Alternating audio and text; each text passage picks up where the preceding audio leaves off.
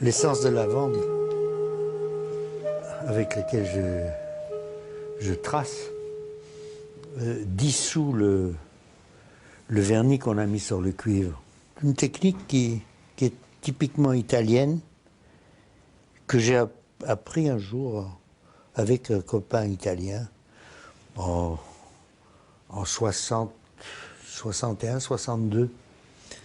Et quand j'allais dans une imprimerie faire des estampes, je me suis rendu compte que j'étais vraiment le seul à utiliser cette technique, alors qu'en Italie, on l'utilise tout le temps. Pierre Alechinsky peint de la main gauche. Cette main qu'on lui a laissée pour les menus travaux et le dessin, tout en l'obligeant à écrire de la main droite. Comme j'étais un gaucher contrarié, j'ai gardé tous les pouvoirs de la main gauche. Ça m'a donné une possibilité extraordinaire. Je peins instinctivement en faisant un geste comme ceci, alors qu'un droitier peint dans ce sens-là. La gravure, là, je n'ai aucun effort à faire. Je me laisse aller complètement. Et je sais que ce sera lisible. Ce sera à l'endroit pour nos yeux de lecteurs. Cette habileté de la main gauche, Alechinsky en joue en écrivant en miroir, jusqu'à inventer sa propre typographie. Fasciné par la calligraphie japonaise, l'artiste a su garder à 86 ans liberté gestuelle et précision du trait, comme une revanche sur l'écriture.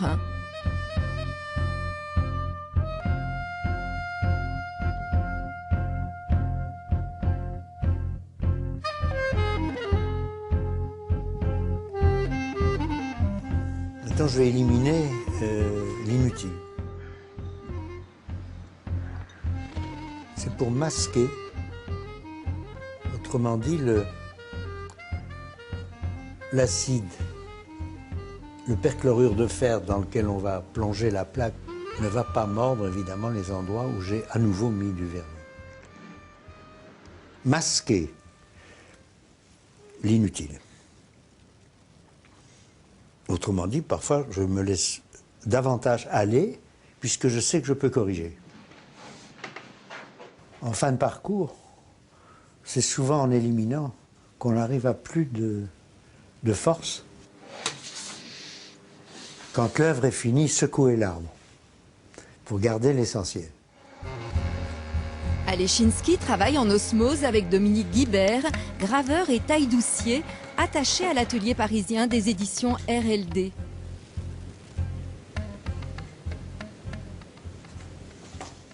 Qu'est-ce que tu penses de la couleur? J'aime bien, moi. Parce que là, on le ressent bien, là. Du coup, la couleur en bas. Le vert, on le... Oui, ça fait une meilleure opposition.